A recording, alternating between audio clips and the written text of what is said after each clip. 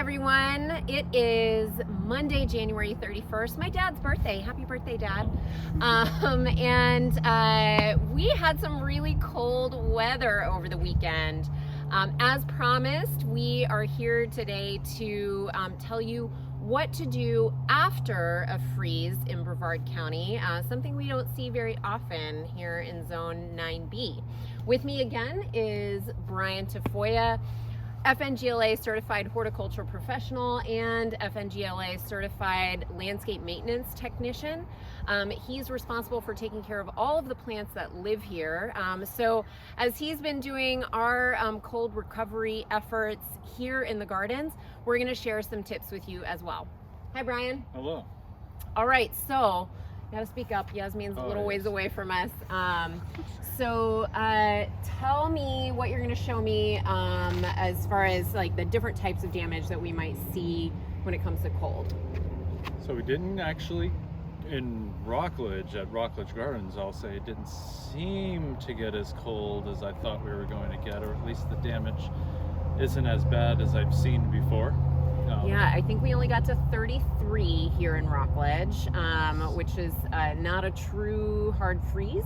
But that's probably not true for the folks in Titusville. I live in Palm Bay, and we were cold there. It took a little while for the frost to leave my windshield. So yes, plants definitely in that area. My tomatoes took damage. I had them covered, and they still got a little burned on the outside.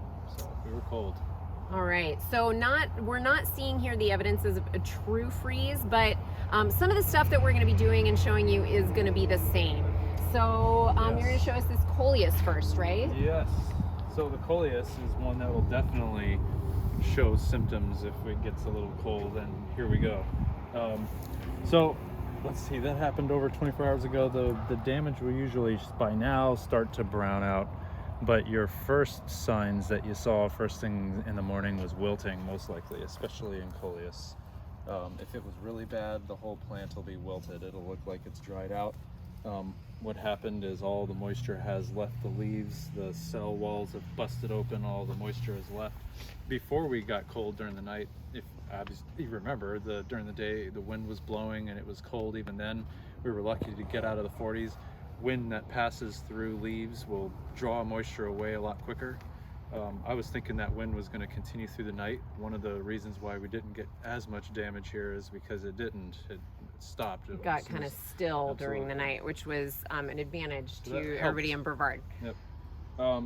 So with this Coleus though, now the leaves have kind of filled back up. It's not looking too bad. The damage on this is pretty light. Azaleas, if it had actually gotten cold enough to kill the Coleus, the azaleas would have been fine. So back there a little bit worse, where it seems to be a little bit more crowded. Maybe it got a little colder in this area. The wedding area venue is a little lower than everywhere else in Rockledge, so this was the coldest spot, I think, for us. The snowbush, one that I thought was going to take a lot more damage, it did take damage. To someone who may not be familiar with this plant, you may look at it and see nothing wrong, but it's lost its shine. That's another piece of evidence that cold damage has happened, is the leaves of the plant are dingy now. Hibiscus should have nice shiny leaves, but now if they look a little faded, then that's a sign that they've taken damage. And Brian, is that because the cuticle's drying up on the leaf that it loses its luster? It loses its luster. It's just as if like we hadn't watered it and it dried out. It's the same effect. A lot of the moisture has left the leaves. Is it so bad that it's going to cause a lot of damage? Only on the leaves of this, I think. A lot of your even smaller, more like herbaceous, newer stemming, it seems to be fine. So with this, I think it'll probably cycle the leaves out. With plants, they don't really go to repair leaves. The best thing they're going to do is just drop those and grow new ones. So, and in the next couple of weeks, I expect the leaves to have dropped. Probably within the week it'll do that, and then hopefully, as with our weather, by Friday we're supposed to be 80 degrees again, so that's a benefit. What is not a benefit though is that can also harbor diseases, so we'll talk about that a little later. Okay, so here you said the stemming is mostly undamaged here, maybe in little places like this and like this, where if you scratch it, there's no green. So should I prune that right now? Nope. If we see a situation like this? Nope. No. Okay, you just did. This was that dead was stem. dead. Yes. This is yeah. I wouldn't touch any of this, even though it's dead. It depends on the plant though as well. With the snow bush, and because it's super light damage, I'm not going to do anything to it. I'm just going to let the plant do its thing. With something like Plumeria, that's a plant that's different. Crown of Thorns, I think, is another one. Yeah. Whereas if there is heavy damage on it and the branching starts to die back, you want to cut back. I believe it's a couple inches back from where you start to see wrinkling, because that could disease out and cause problems for the Plumeria. But we have one, actually, if you come to Rockledge and you go to our purple kiosk, there's a Plumeria back there that apparently when Rockledge had first planted, that first winter it went through, it had died all the way down to the ground. Wow. But it stayed alive down there and it came back, and so what you see is actually growth from a freeze. And that thing is huge. It's huge. Wow. So, okay, the reason we're not going to prune the dead stuff on most plants yet is because we're not totally out of the woods. When we prune something, it's going to encourage new growth. Right. And that new growth is going to be a little more delicate than established growth. So we want to wait until there's no chance of freeze anymore and we're starting to see the spring new growth. So like mid-March? March is usually safe. Yeah, February we could still get cold. We got cold once. Usually happens a couple of times. Yeah. It actually happened, we all made a big deal of this weekend, but the weekend prior it got cold and just enough to cause damage here. So it's happened a couple of times. And yes, it's like think of it like a jacket. It's extra material to help hold in a little bit more heat and stave off a little bit more of the damage.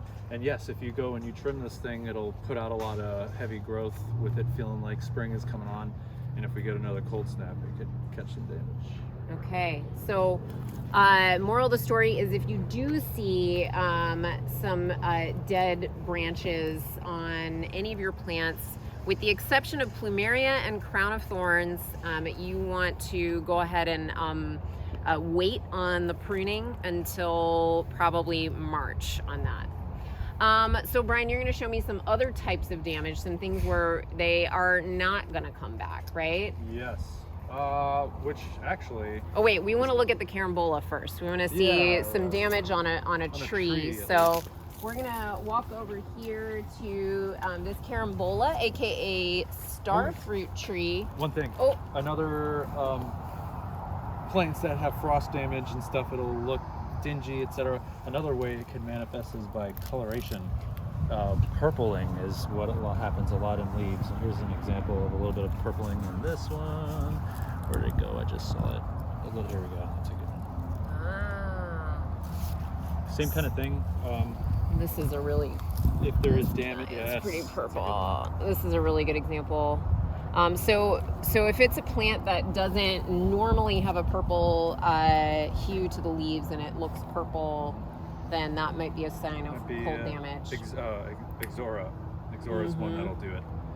There's a Cherry's Jubilee Alamanda we'll walk by and you'll see the purpling of that as well. But don't get confused by like this here. This is just because new growth has a little bit of a reddish hue to it. Roses will do that. So sometimes it's a good sign. Yes. But that'll be more reddish, not purplish. Like here, this is definitely more purple. It's on older leaves generally. You'll see. Right. Not on the new guys. Whereas this here, this is just a little reddish because of the. That's a good example. But again. Don't do any pruning. Yep. The leaves will fall off. It'll happen within the week. You'll see it. That'll be the first thing to happen is the leaves will start to drop.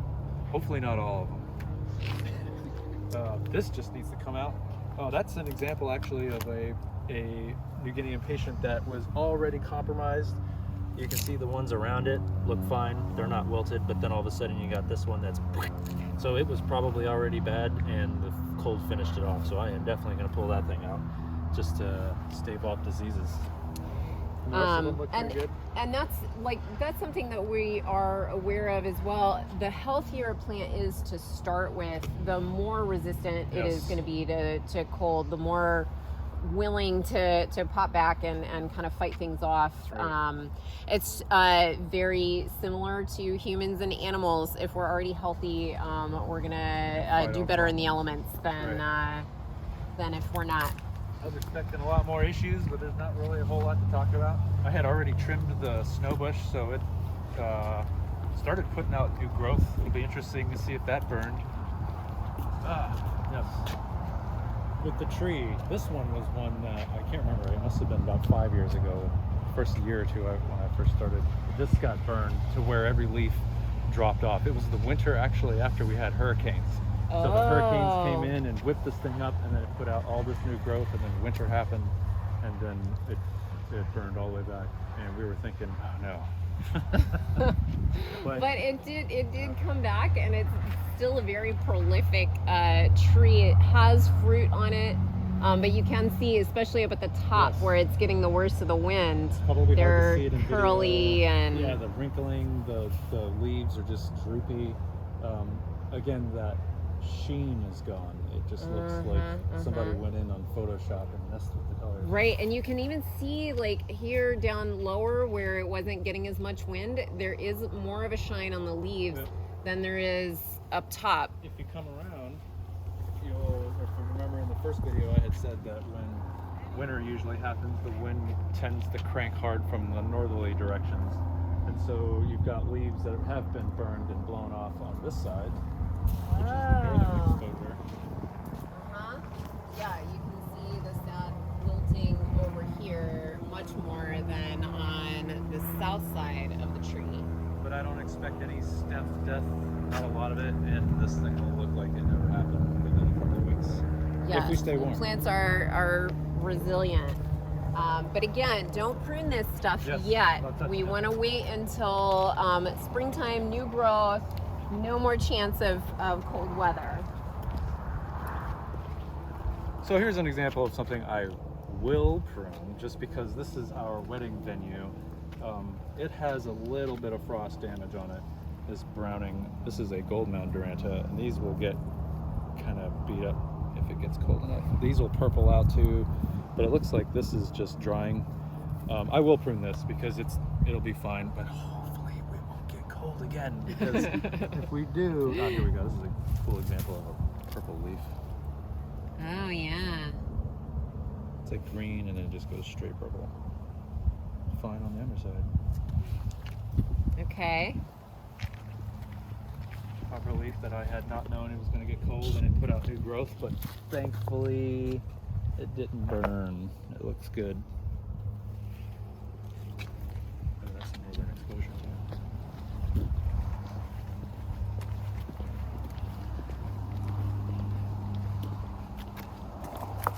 That's definitely frost damage. Look at that leaf came right off. So this will all just start to, and it'll be done by the end of the week. But again, I don't think the stems took a lot of damage, so it should be fine. Look, there's new stuff there, but that's growth that came in before it got cold. All right, now I know that so far we've been doing a lot of wait and don't do anything. And you may be wondering, or you may be saying to yourself, I can't do nothing. So have no fear, we are gonna tell you about some of the things that you can and should do right now if your plants have taken on damage. One of them is gonna be the ones that are just not salvageable. We wanna get those out of there, right? Yep. Here are some impatiens that I had popped in here. They had a lot of nice color on them. This is, again, the wedding area, so I'm popping stuff in here that just real quick for color, but then it got cold, and look at this thing. It reminds me of a public sub that got a little too cold and close to the cooler ice, and you pull that thing out of there and you look at it and it all just is like mush. Yeah. But you pull back the mush, look at that. That's all green, that's all alive. So I have options. If this is too much, I would just rip this out and replace it, because these are annuals anyway. They're quick growing, it's not a big deal. But if you wanted to salvage those, I think it's possible because that's new growth in there. This is where you want to treat stuff coming up in this coming week with fungicides and that sort of thing, and take a little bit of preventative action. And hopefully what will happen is the dead will get to a point where you can clean it up and the new stuff will come in and it'll be fine. But for me, I'm gonna probably pull them out. Right, we have a wedding on Thursday, so we're probably not gonna wait for the new growth on these guys. We'll put in some new annuals for the couple that's getting married this Thursday. But sometimes wait, because here's an example, again, video, whatever, it might be a little hard to see, but the Persian shield, when I was off on the coldest morning, which was yesterday, so I had my sister send me some photos of this area, which was bad. There was frost all over everything. The Persian shield were wilted, and I was like, oh man, we're gonna probably have to pull those out as well. But since I've come back, they have kind of come around again. You can still see the damage, but it's not too bad. So these I will leave. And Persian shield are perennial, right? So yes. they're kind of designed to grow a little more perpetually than the annuals. Yes. They're going to be done in one season. So worth the wait.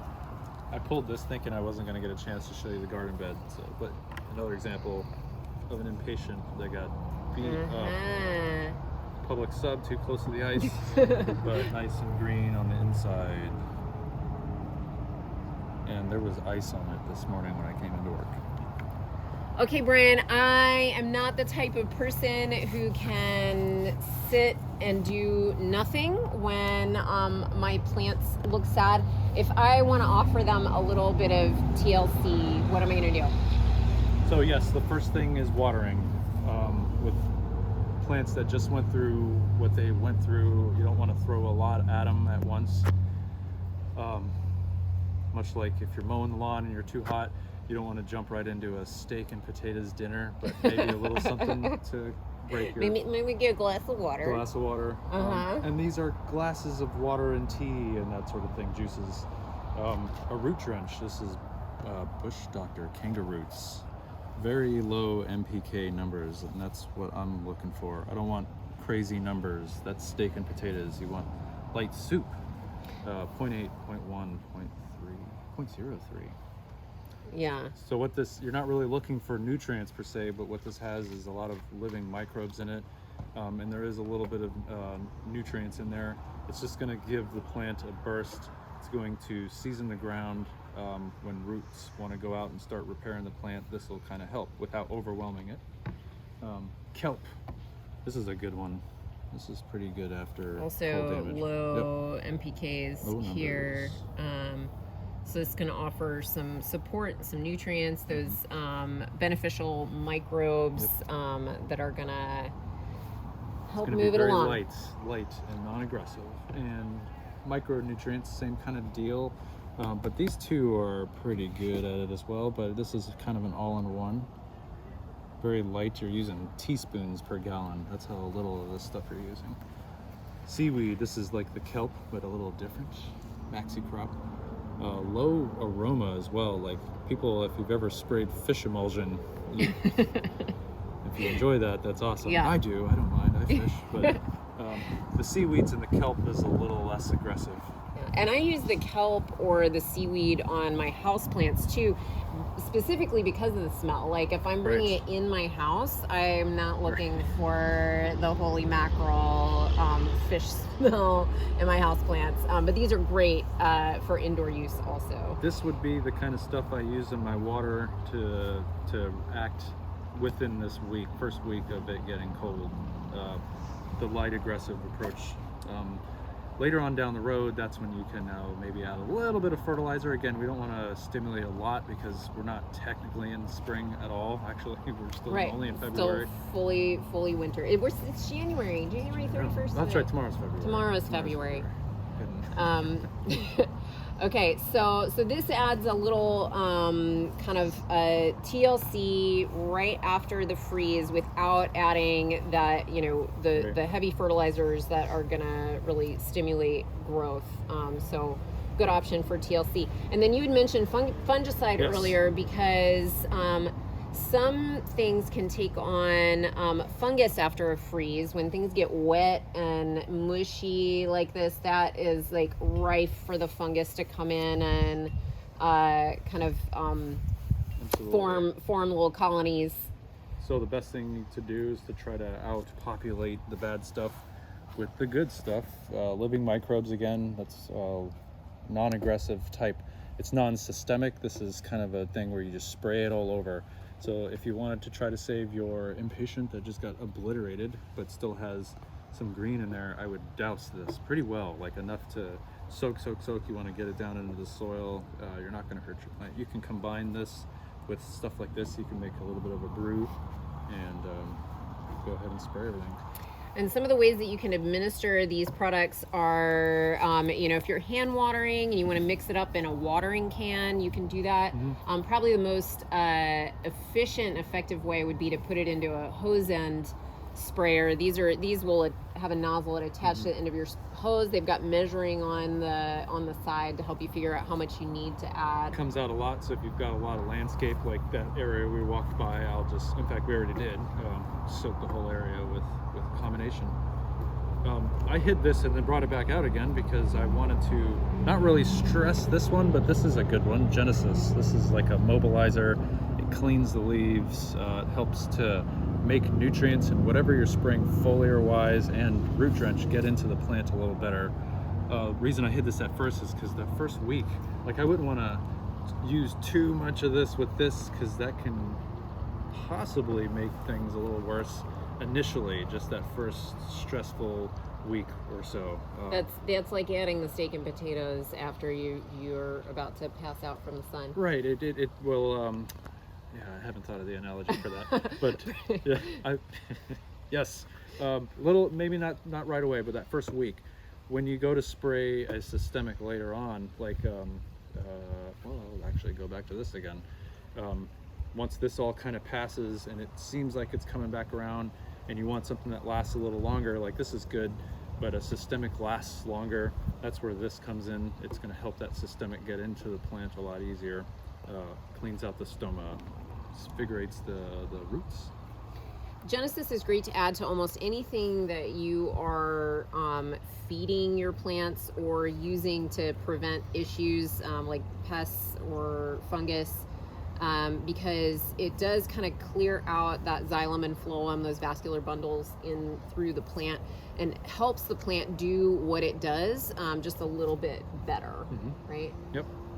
Yeah, absolutely. So as the plant starts to recover this spring, especially once we're well out of any danger of frost, when you start fertilizing and we're just doing our spring thing, this is the gold here, right here. I use it on most everything.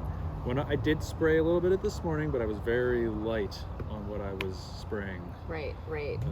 Brian is a professional. He knows what to use it on and what not to. If you have any questions about what to use, please reach out to us. You can send photos to info@rockledgegardens.com. We love to see a real close-up of the leaves, medium distance that can show the growth patterns, and a full body shot that gives us the whole picture of what's going on. So when in doubt, please feel free to reach out to us with the visuals, and we're here to help. So to wrap it up, don't freak out too bad if things are wilted. Monitor, watch stuff. If you want to act, do stuff like this. Otherwise, just water for the first week. Just pay attention to stuff. See how it starts to behave as we warm up. Yeah, and they're all dehydrated.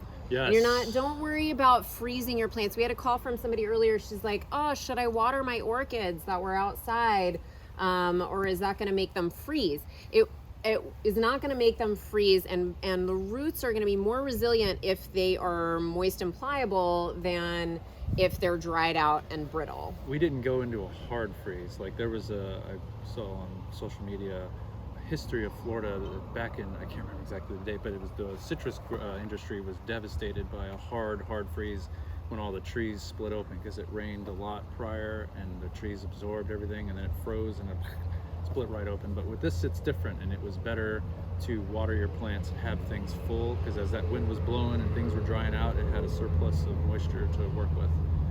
So watering, biggest thing for now. Try to keep it off the plant. Soak the soil. Soak the soil, not the leaves. Until it comes time to spray foliar. Yep. All right. Thank you, Brian. Yep. I hope this was helpful, and we'll see you in the garden. Bye.